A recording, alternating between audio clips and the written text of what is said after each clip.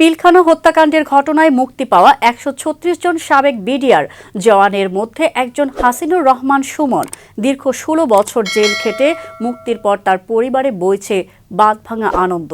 স্বজনদের চোখে ঝরছে আনন্দের অশ্রু। সাবেক এ বিডিআর জওয়ান পঞ্চগড় তেঁতুলিয়া উপজেলার শালবাহান ইউনিয়নের শফিউল ইসলামের ছেলে।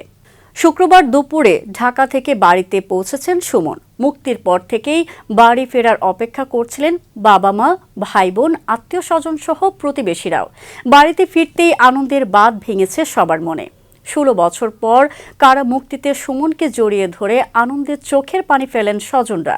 ৬৫ বছর বয়সী বাবা শফিউল ইসলামও ছেলেকে বুকে জড়িয়ে কেঁদেছেন আনন্দে। এ সময় সেখানে তৈরি হয় ভিন্ন রকম আনন্দের বন্যা। বিকেলে তার বাড়িতে গিয়ে দেখা যায় এলাকাবাসী ছুটে আসছেন সুমনের সঙ্গে দেখা করতে। সবাইকে বুকে জড়িয়ে ধরে আনন্দে চোখের পানি ফেলছেন সুমনও।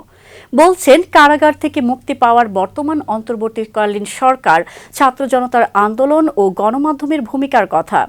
ফ্যাসিস্ট শেখ হাসিনার রুদ্ধকর কারাগার থেকে মুক্তি পাওয়ার আনন্দের কথা সুমন শেয়ার করেছেন সবার সঙ্গে। জানা যায় ২০০২ সালে সুমন তৎকালীন বিডিআরে যোগ দেন। ৯ বছর চাকরির মাথায় পিলখানার হত্যাকাণ্ডের ঘটনায় কারাবন্দী হন। বিদ্রোহী, সিভিল ও বিস্ফোরক আইনে মামলায় জেল খাটেন দীর্ঘ ১৬টি বছর। কারাগারে যাওয়ার ৩-৪ বছর পর ছেড়ে চলে যান স্ত্রীও। নেই সন্তানাদি। জীবন থেকে হারিয়ে যায় ১৬ বছরের ৩২টি ঈদের আনন্দ। অনেক স্বজনদের মৃত্যু হলেও ভাগ্য হয়নি দুমুঠো মাটি দেওয়ার।